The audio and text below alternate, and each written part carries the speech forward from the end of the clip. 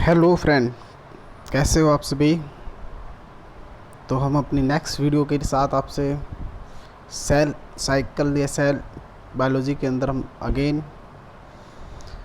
इसमें हमने इससे पहले जो डिस्कस किया था वो डिस्कस किया था सेल की बेसिक कंसेप्ट के बारे में। हमारा जो वीडियो था सेल के बेसिक कंसेप्ट के बारे में था।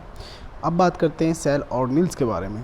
तो मैंने बोला था सेल की ऑर्गेनेल्स के बारे में भी डिस्कस करेंगे, लेकिन सबसे पहले हम बात करें सेल की आउटर कवरिंग के बारे में, जिसको बोलते हैं हम सेल मेम्ब्रेन।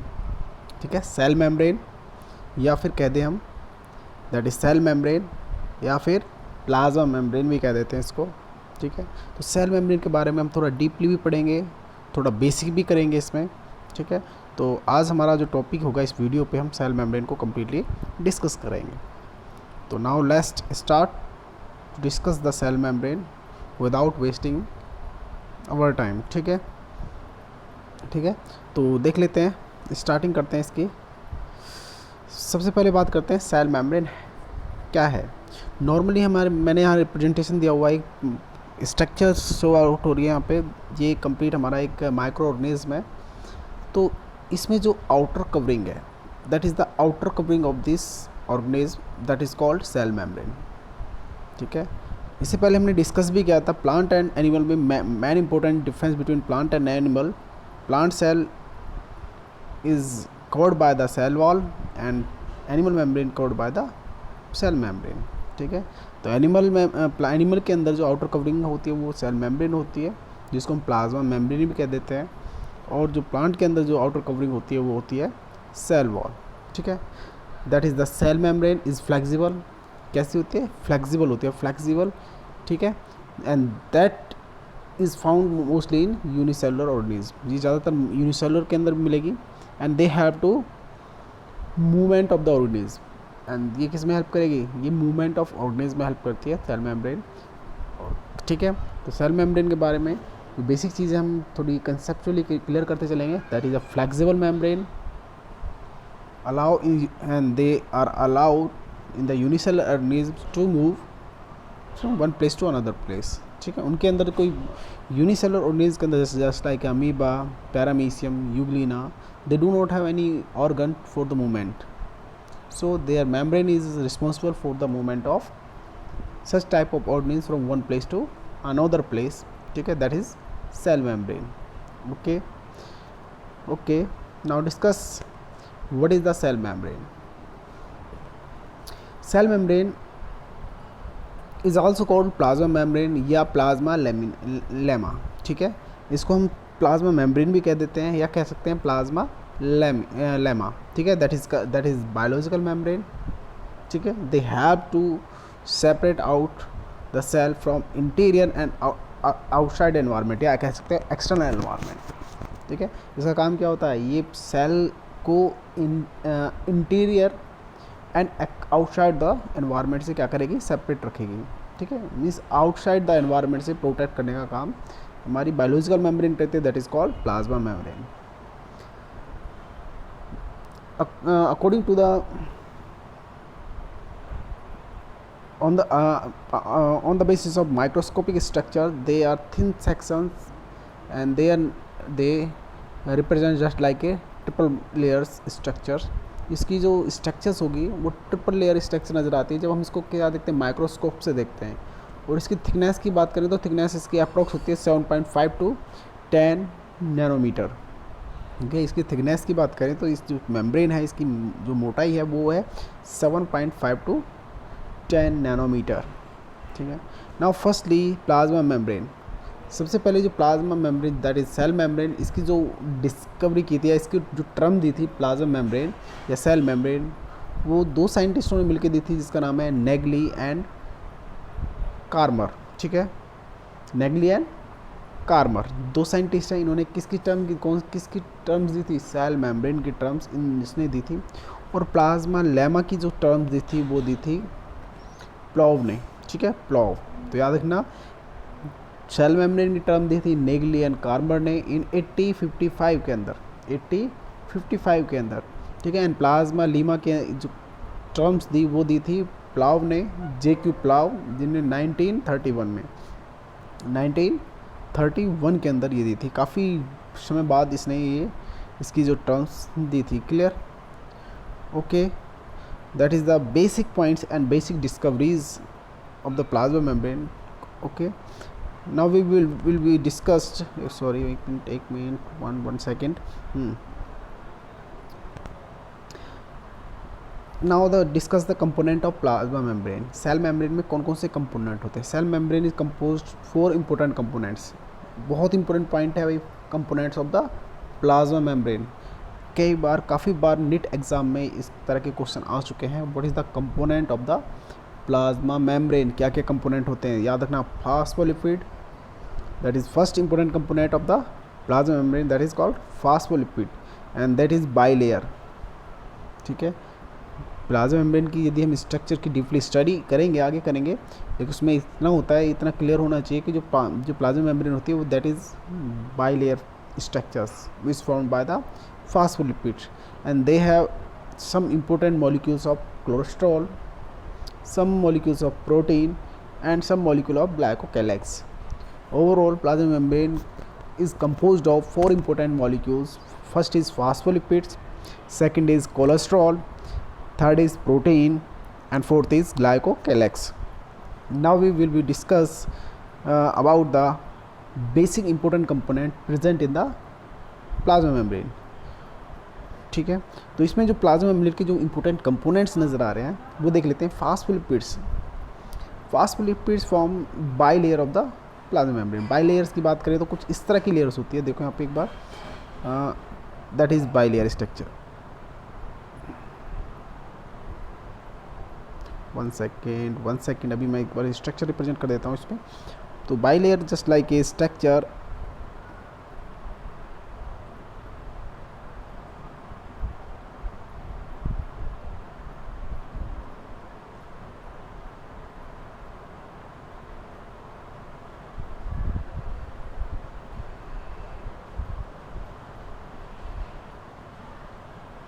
and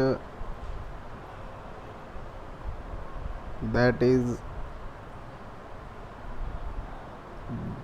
structure. ठीक है, that is bilayer structures and they easily formed by phospholipids. ठीक है, ये जो बाइलेयर्स हैं दोनों, ये किससे बनी होती है? फास्फोलिपिड से बनी होगी।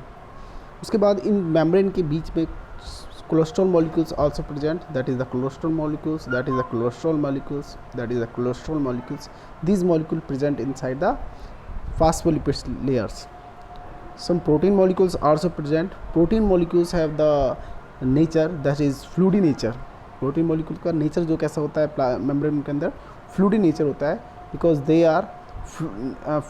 are flowing, they are fluid just like a work just like a fluid. ठीक है, प्रोटीन जो मॉलिक्यूल है वर्क करता है जस्ट लाइक ए फ्लूइड। तो इसी के बेसिस पे मॉडल भी दिया था प्लाज्मा मेम्ब्रेन का, वो था fluid mosaic model of cell membrane and that is final molecule that is glycocalyx, that is a carbohydrate component glycocalyx.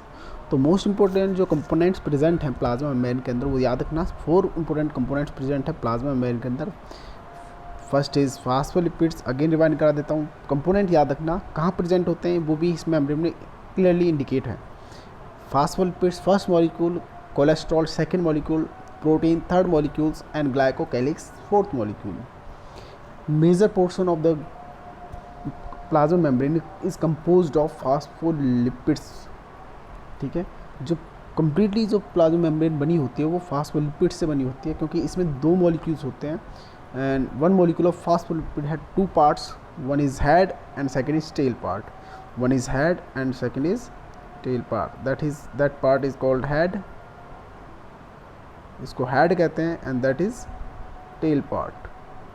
ठीक है, and these molecule is completely formed by the phospholipids. okay, तो major portion of the plasma membrane या cell membrane is composed of phospholipid and few amount of the molecules present cholesterol, few amount of protein and few amount of glycocalyx. That is the important component present in the plasma membrane. okay, तो plasma membrane के components को याद रखना, components क्या क्या हैं इसके अंदर। next हम आगे चलते हैं, अब बात करते हैं plasma membrane की structures and structures of plasma membrane. जैसे मैंने बताया था अभी लास्ट डायग्राम को हमने डिस्कस किया था डायग्राम में, that is plasma membrane consist of phospholipid bilayers. Plasma membrane phospholipid से बने हुए हैं और ये फास्फोलिपिड की कितनी लेयर्स होते हैं? 2 लेयर्स होती हैं। Bilayer combined with a variety of protein in a fluid mosaic arrangement. इसमें क्या होता है, इसमें जो वैराइटीज जो फास्फोलिपिड मॉलिक्यूल्स हैं ये arrange just like a fluid mosaic arrangement, fluid mosaic arrangement की फॉर्म में ये अरेंज्ड होते हैं। The surface of the cell membrane, इनकी जो सेल मेम्ब्रेन की जो सरफेस है वो हाइड्रोफिलिक सरफेस हो गया and the interior portion is hydrophobic. Clear? क्योंकि इसमें जो मेम्ब्रेन की यदि स्ट्रक्चर्स हम देखें तो स्ट्रक्चर्स मैंने बात की थी just like A structures that is the membranal structures of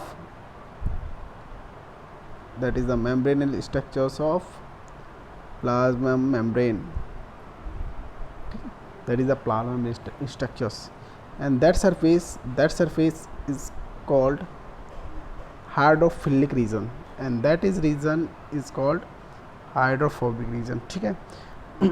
जो हमारे पास ये कंप्लीट सरफेस नज़र आ रही है that is head portion, and inside the membrane is called tail portion, that is the tail portion, tail and head। ठीक है, tail and head portion, and head portion completely form a surface outside the membrane and the hydrophobic region present inside the membrane, that is the hydrophobic region, that is hydrophobic region, and that is hydrophilic region। ठीक है। Hydrophobic region is water insoluble and hydrophilic region is water soluble. ठीक है, okay, याद रखना, hydrophilic region is water soluble region and hydrophobic region is water insoluble region. Okay, that is the complete composition of membranal structures. ठीक है, composition of the plasma membrane, तो that is the complete arrangement of the plasma membrane and ठीक है, याद रखना, that is completely formed by the phospholipids, protein, glycocalyx and cholesterol, 4 basic components of the plasma membrane there। ठीक है, and now we will discuss next हम बात करते हैं fluid mosaic model of cell membrane, that is the most important model of cell membrane, that is plasma membrane। These model given by Singer and Nicholson। ठीक है, in 1972 these model given by Singer and Nicholson in 1972। ये जो model दिया था ये किसने दिया था? 2 साइंटिस्ट थे इसमें, याद रखना, एक का नाम है S.J. Singer and second is Garth Nicolson. किस सन में मिला था? 1972 में। ठीक है, ठीक है, तो तब इसने क्या कहा था? इसने कहा था the biological membrane can be considered as a 2 dimension lipids. ठीक है, जो हमारे पास बायोलॉजिकल मेम्ब्रेन है that is called plasma membrane is found by 2 layers of phospholipid where all lipids and protein molecule diffuse more and less freely। जिस membrane के अंदर lipids molecules भी हैं, प्रोटीन मॉलिक्यूल्स भी हैं, वो कहीं पे ज़्यादा डिफ्यूज़ हो रहे हैं, कहीं पे कम डिफ्यूज़ हो रहे हैं, इस तरह उसमें फैले हुए हैं। किसके अंदर फैले हुए हैं? प्लाज्मा मेम्ब्रेन के अंदर। और प्लाज्मा मेम्ब्रेन के अंदर किस में फैले हुए हैं? फास्फोलिपिड्स के अंदर, क्योंकि plasma membrane is composed, maximum portion of the plasma membrane is composed of phospholipids.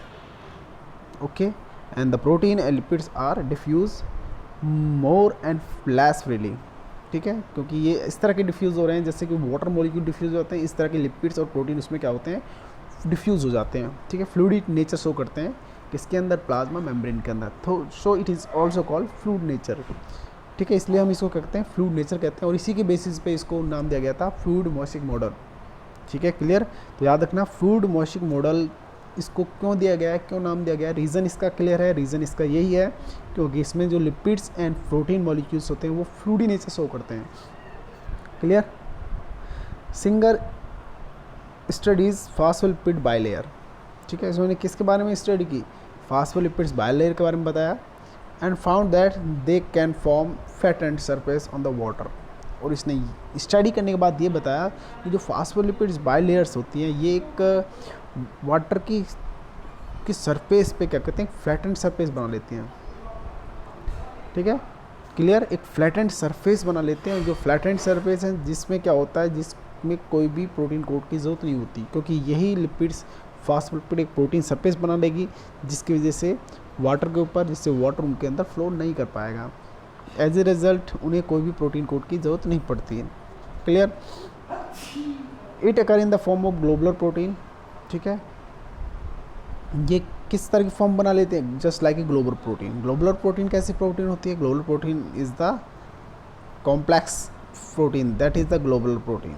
ठीक है, एंड एक होती है हमारे पास fibrous protein. Fibrous protein is the linear protein. ठीक है, fibrous protein is the linear protein. Globular protein is the activate form of the protein and linear protein is the inactivate form of the protein. ठीक है, protein की 2 form होती है, वो भी याद रखा करो। तो ये किस तरह की फॉर्म की प्रोटीन यहाँ पे किस तरह की फॉर्म बना लेती है, तो ये ग्लोबुलर फॉर्म बना लेती है। और ये मॉडल सबसे ज़्यादा एक्सेप्टेबल मॉडल है, एक्सेप्ट जो किया गया था। ठीक है, that is the fluid mosaic model तो काफ़ी दिए गए थे सेल मेम्ब्रेन के बारे में, लेकिन fluid mosaic model is the most acceptable model was given by Singer and Nicolson.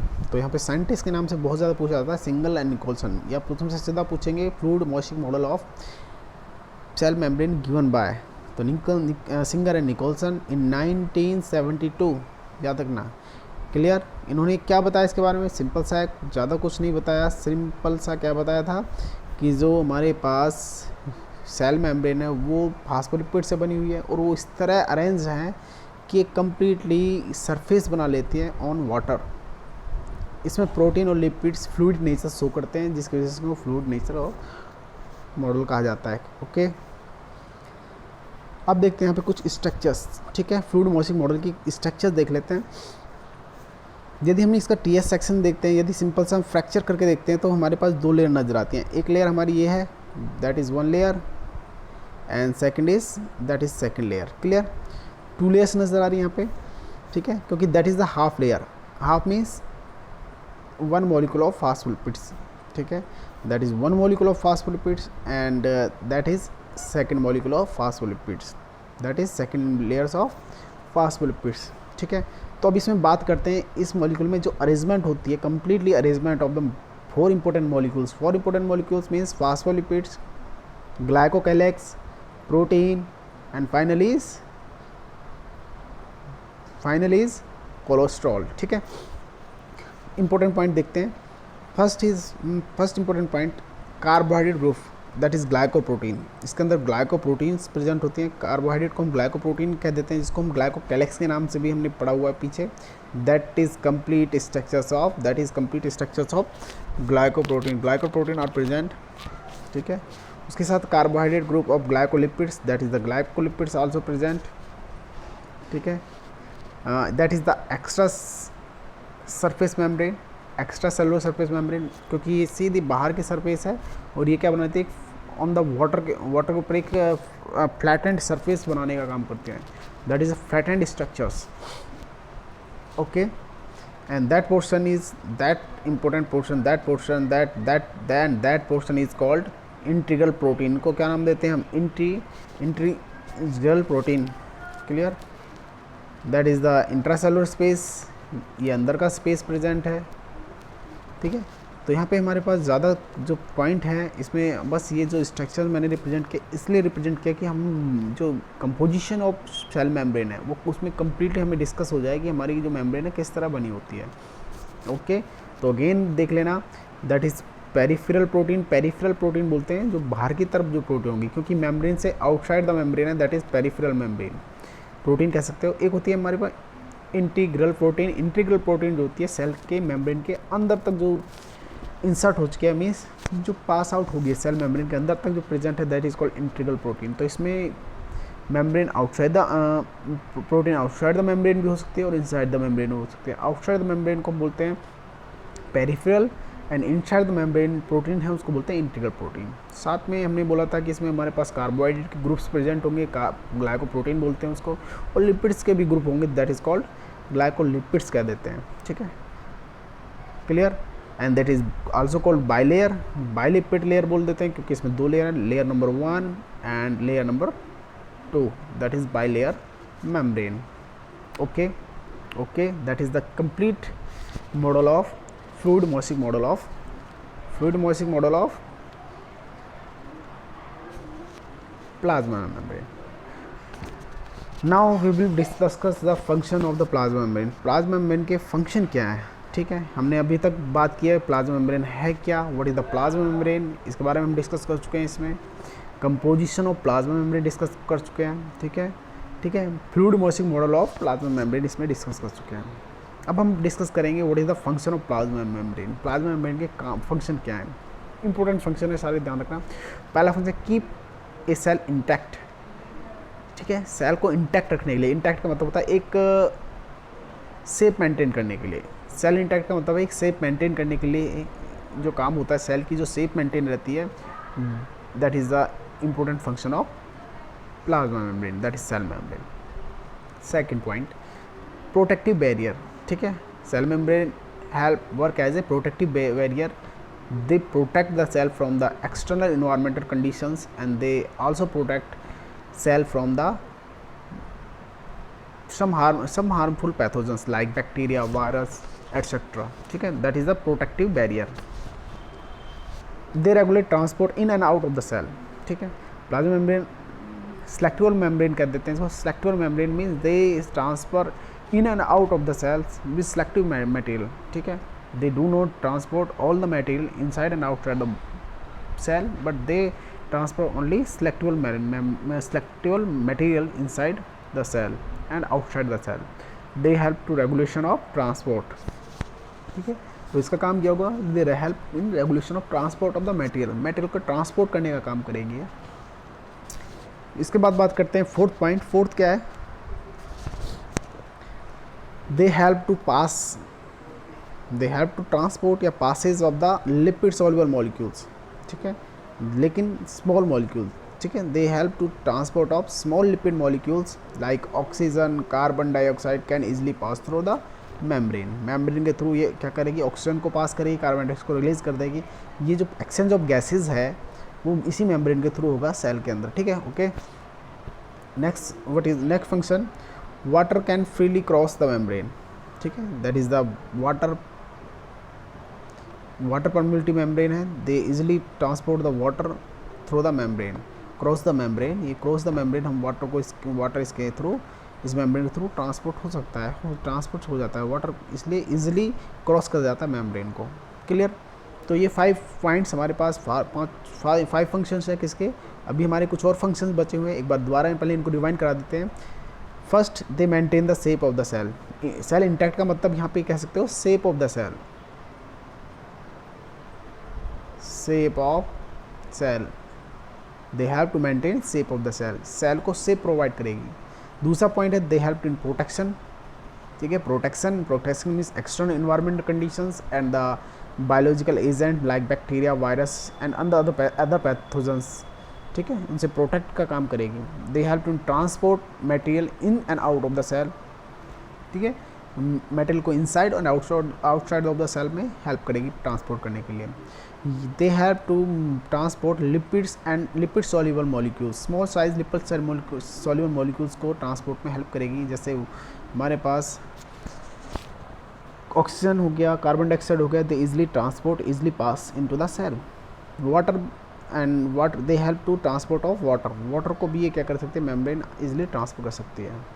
And basic last जो बेसिक फंक्शंस बच गए उनमें है ions and large molecule can not cross without assistance, ठीक है। इस मेम्ब्रेन से लार्ज मॉलिक्यूल्स, लार्ज आयंस कभी भी इस मेम्ब्रेन से पास आउट नहीं हो सकते विदाउट पास, ठीक है, विदाउट असिस्टेंस से के मीन्स किसी के दूसरे की हेल्प के थ्रू ये पास आउट नहीं हो सकते। अलाउ सेल रिकॉग्निशन, इसका काम है सेल को रिकॉग्नाइज करना, ठीक है, कि किस सेल के साथ ये बाइंड करती है, क्योंकि बाइंडिंग कैपेसिटी होती है, क्योंकि सेल टू सेल कनेक्शन होता है वो हमारी प्लाज्मा मेम्ब्रेन के थ्रू होता है। तो they help to cell recognition का काम भी यही करेगी। Next point, provide anchoring site for filament of cytoskeleton, ठीक है। ये वो साइट मेंटेन करेगी साइटोसिन जहाँ पे फिलामेंट रह सकें या फिलामेंट फिक्स हो सके। इनकोरिंग का मतलब होता है फिक्स होना, ठीक है, जहाँ पे डटे रहें, ठीक है। They provide anchoring site for filament of cytoskeleton, cytoskeleton के फिलामेंट को इनकोरिंग साइट प्रोवाइड करेगी है। They provide a binding site for enzymes, enzymes के लिए बाइंडिंग साइट प्रोवाइड कराना जहाँ पे एंजाइम बाइंड कर सके। Interlocking surface bind cell together, mean cell to cell interaction में हेल्प करेगी ये। सेल टू सेल इंटरेक्शन का मतलब क्या हुआ, वन सेल को दूसरी सेकंड सेल से क्या करना, जोड़ने का काम करती है। That is the junction in which both cells are interconnected to each other, ठीक है, यह कह सकते हो binding of the cell. And final function है दे कंटेन साइटोप्लाज्म, इसके अंदर क्या भरा होता है, इसके अंदर साइटोप्लाज्म भरा हुआ होता है। Fluid inside the cell, cell के अंदर फ्लूइड भरा हुआ, जिस साइटोप्लाज्म मैंने पहले बताया था साइटोप्लाज्म है क्या यहाँ पे, cytoplasm is the fluid filled space between cell membrane and nuclear membrane, okay, that is the basic function of the plasma membrane, okay. तो हमारा जो टॉपिक्स था सेल ऑर्गेनेल्स में, वो टॉपिक हमारा कंप्लीट हो चुका है। टॉपिक हमारा क्या था, plasma membrane, that is also called cell membrane कह देते हैं। इसकी हमने क्या क्या डिस्कस किया, ध्यान से, बहुत इंपॉर्टेंट टॉपिक है। Fluid mosaic model of cell membrane बहुत ज़्यादा इंपॉर्टेंट है, ओके, ठीक है। तो ये मॉडल इसी तरह याद कर लेना। And the composition of cell membrane, composition पे काफ़ी ज़्यादा क्वेश्चन बनते हैं, काफ़ी ज़्यादा पूछा गया है और नेट में कई बार ये क्वेश्चन आ चुका है। Composition of cell membrane, cell membrane कौन कौन से कंपोनेंट से बनी हुई है। तो अगेन रिवाइंड करा देता हूँ, ये क्वेश्चन याद रखना। फर्स्ट इज़ फास्फोलिपिड, फास्फोलिपिड सबसे ज़्यादा पोर्शन कवर करता है सेल मेम्ब्रेन का, अमाउंट इसकी काफ़ी ज़्यादा होती है, ठीक है, याद रखना। उसके बाद कोलेस्ट्रॉल, कोलेस्ट्रॉल प्रेजेंट होता है प्लाज्मा मेम्ब्रेन के अंदर। उसके बाद इसके अंदर प्रेजेंट होता है ग्लाइकोकैलेक्स प्रेजेंट होता है एंड प्रोटीन प्रेजेंट होती है, ठीक है। प्रोटीन और लिपिड्स दोनों ये क्या करते हैं, फ्लूइड इन नेचर शो करते हैं, इसलिए इसका नाम, इसके लिए मॉडल दिया गया था fluid mosaic model of cell membrane, okay, okay. And that finally, ठीक है। और आई थिंक्स आपको ये वीडियो पसंद आया होगा, ठीक है। और मेरी कोशिश ही रहेगी, यही रहेगी कि आप सभी को बेस्ट से बेस्ट बायोलॉजी के टॉपिक्स, बेस्ट से बेस्ट आपकी जो प्रिपरेशन है वो मैं करा सकूँ, ठीक है। और इसलिए कहता हूँ मेरे साथ ज़्यादा से ज़्यादा स्टूडेंट मेरे साथ जुड़ने की कोशिश करें, क्योंकि मेरा टारगेट यही है कि बच्चों को नेट लेवल की कंप्लीट तैयारी करा सकूँ, ठीक है। हर टॉपिक से ये बताऊँगा कौन कौन से क्वेश्चन आते हैं नेट में, ठीक है। नेट के केसेस में मैंने अभी बताया, हर टॉपिक में ये बताता हूँ कि ये क्वेश्चन नेट में आ चुका है और इसके आने के चांस ज़्यादा हैं, ठीक है। तो इसी बेसिस पे हम बात करते हैं, क्योंकि हमारा टारगेट क्या है, बच्चों को इस बार कम से कम 90 में से 90 ही मार्क्स वो ले पाएँ बायोलॉजी में, ओके। तो thanks for watching and good night to all the student. Good night तो नहीं कहूँगा, क्योंकि गुड इवनिंग कहूँगा, क्योंकि अभी तो तुम्हारा पढ़ने का टाइम स्टार्ट हुआ होगा। And finally subscribe my channels, bell icon को ज़रूर दबा देना, जिससे आने वाली नेक्स्ट वीडियो की इन्फॉर्मेशन आप सभी को मिलती रहे, ठीक है। Okay, bye.